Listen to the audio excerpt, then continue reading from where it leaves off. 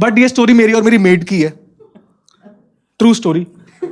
जब मैं मेरठ से नोएडा शिफ्ट हुआ ना, जब मैं नया नया नोएडा आया, तो मैंने सोचा पहले तो मेड लगानी है खाने वाने के लिए। और मैंने देखा इस शहर में ना मेड्स की कैटेगरीज डिवाइडेड है। हाँ, कि अगर आप यूपी के हो, हिंदी बोलते हो और आपको सेम रीजन सेम लैंग्वेज की मेड चाहिए तो रेट 6,500 रुपये महीना, एक्सपेंसिव। अगर आपको थोड़ी सी बिहारन चलेगी कि थोड़ी बोल ले थोड़ी समझ ले, भोजपुरी प्लस हिंदी, रेट 4,500 रुपये महीना। तो भाई मैंने तो 3,000 में बंगालन लगा ली। मेरा काम चल गया, खाना बन जाएगा, चैन से रहूंगा। एक दिन आई शाम को 6 बजे, मैं घर पे ही था और बाई चांस जब भी आई तो मैं नहाने जा रहा था और उस दिन मुझसे गलती हुई, मैं तौलिया ले जाना भूल गया बाथरूम में।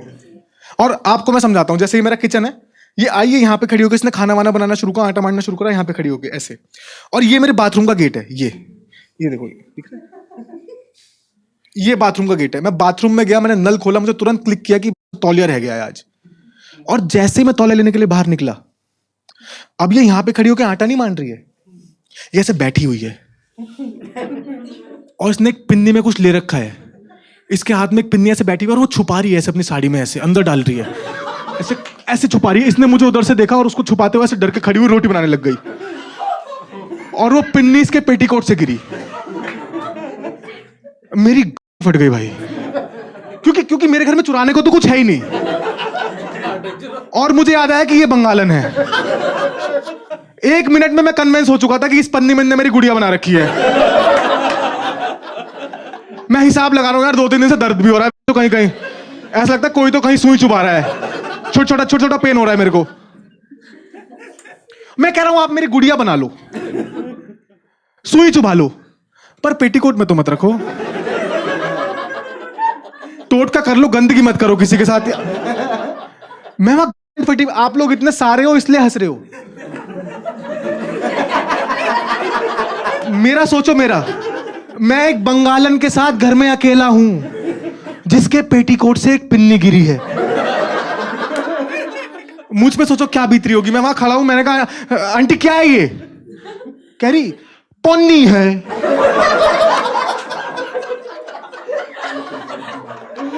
मैं कहा पन्नी दिखता है मेरे को, पन्नी दिखता है, पन्नी दिख रहा है, पन्नी में क्या है?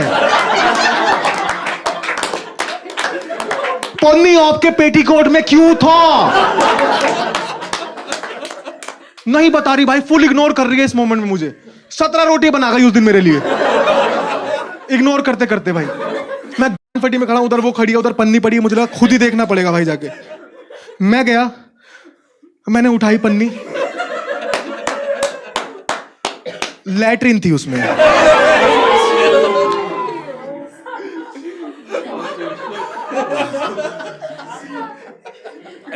वो हग रही थी वहां बैठ के भाई। वो ऐसा कैसे कोई मुझे पहले तो बिलीव ही नहीं हुआ है क्या। मुझे लगा इन्हें छोले बना के पैक कर लिए हैं। चाय की पत्ती के पानी वाले डार्क से वो। वहां मैं शॉक बैठा हूं कि ये कैसे हो सकता है। और मेरे दिमाग में सब कुछ मेरा और आंटी का पास्ट चल रहा है कि मतलब वो सब झूठ था, वो कड़ी पकौड़ा झूठ था। पहले इन्हें लड़कियों को ठीक कर दो, रुक जाओ जरा। इनके तो देखो दिक्कत क्या हो रही है ना, आप लोग खुद लैट्रिन इमेजिन कर रहे हो।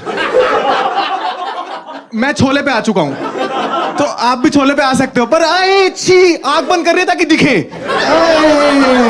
वो पड़ी, देखो वो पड़ी। तो आंख खोल के मुझे देख लो ना, लैट्रिन से तो अच्छा ही हूं।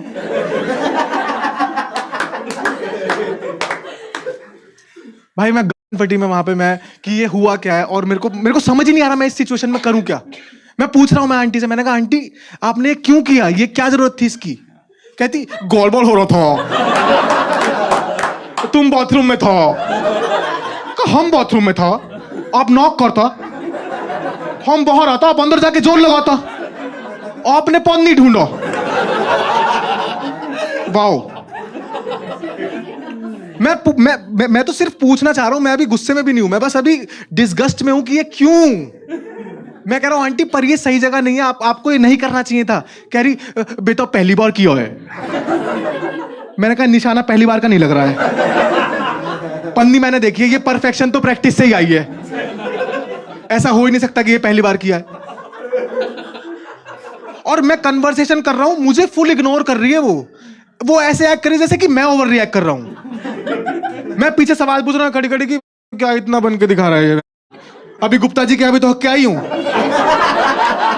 उन्हें तो कोई आपत्ति नहीं हुई, ये बनेगा सफाई का 14। ऐसे एक्ट कर रही है मेरे साथ।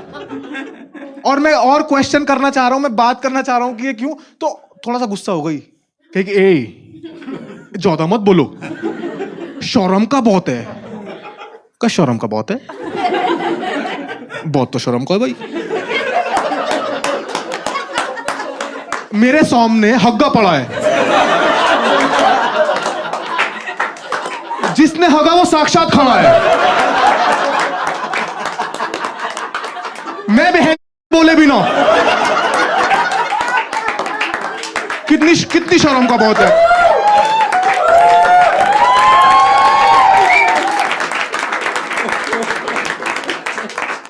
किसी के किचन में लैट्रिन हुई तो मैं हूटिंग की लग रही है क्या है?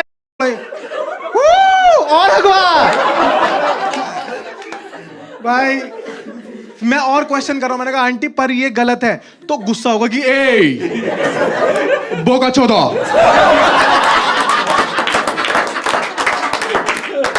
ज्यादा बोलेगा तो सॉफ्ट भी नहीं करेगा। मैं sorry aunty, sorry sorry sorry, आप और कर लो। मैं घर से बाहर जा रहा हूं, आप पूरी किचन छिचका दो, पर ये पार्सल लेके जाना है, इसका डिलीवरी एड्रेस ये नहीं हो सकता। मैं वहां खड़ा रहता तो आंटी से और बकचोदी करता, तो मुझे एक स्पेस चाहिए था, अपना स्पेस, कि ये हुआ क्या है, ये फिगर आउट करने के लिए कि भगवान मैं ही क्यों। मैं अपने रूम में जाके बैठा और मैं सोच रहा हूं इस सिचुएशन के बारे में कि ये गुनाह है या शरारत। क्या बताऊं किसी को, हक के बक गई, कैसे बताऊं। मैं वहां अकेला बैठा हूं, मेरे मन में डबल थॉट्स आ रहे हैं भाई। एक थॉट आ रहा है कि चल कोई बात नहीं, बुजुर्ग है और पॉटी तो किसी की भी आ सकती है, पर दूसरा थॉट आ रहा है कि इनने अभी तक धोई भी नहीं है। 17 रोटी वो तो फेंक दूंगा 17 रोटी का। इन्हें सबको रोटी की लग रही है कि वो रोटी खराब ना हो जाए। भाई मैं वहां खड़ा हूं, मैंने कहा भाई ये बताओ यार, डिस्टर्ब मत करो, बताइए कहां था मैं।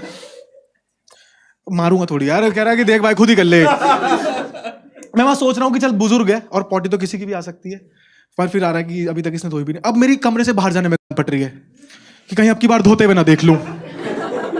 एक दिन में 2 ट्रॉमा तो बर्दाश्त नहीं कर पाऊंगा ना भाई मैं। डरते डरते देख रहा हूँ वो साफ कर रही हूँ, फिर मैं कमरे में बैठा हूँ। मैं बाहर गया भाई, वो साफ कर चुकी थी कमरे से, मैं बाहर गया, मैंने और साफ करके ना बर्तनों पे हाथ लगा रही है, अभी भी लगी हुई है वो। पता नहीं किसने क्या टारगेट दे रखा है उस आंटी को कि आज सब पूरा करके जाऊंगी। हाँ, मैंने कहा आंटी कम से कम ये हाथ तो धो लो प्लीज, हाथ तो धो लो। तो बाथरूम में जो मैं नल खोल के आया था उसमें डुबोई आई। पर मैंने उनको फायर किया क्योंकि मुझे ना डर इस बात का था कि अब मैं बिल्कुल ट्रस्ट ही नहीं कर पाऊंगा ना। अब घर में कहीं भी कुछ गंदगी भी दिखेगी, मुझे गुलाब भी हग्गा दिखेगा।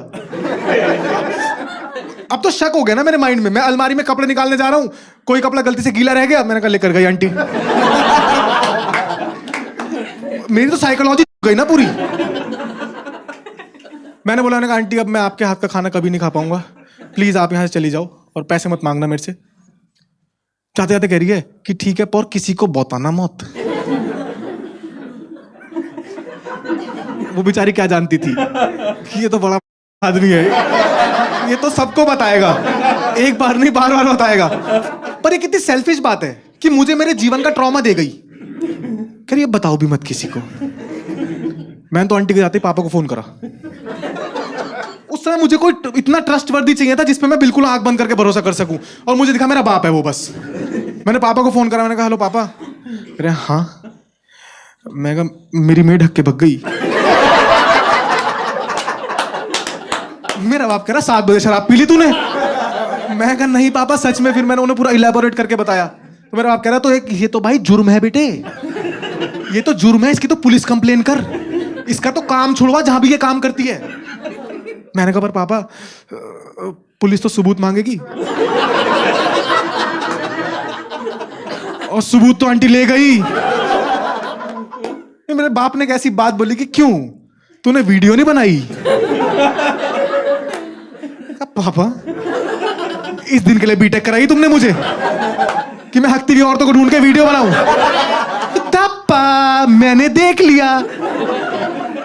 मैं तो बहुत लोगों को ये बात बताई भाई, और मैं आपको भी इसलिए बता पा रहा हूं अपनी आंटी की ये बात क्योंकि मैंने अपनी आंटी को पकड़ लिया।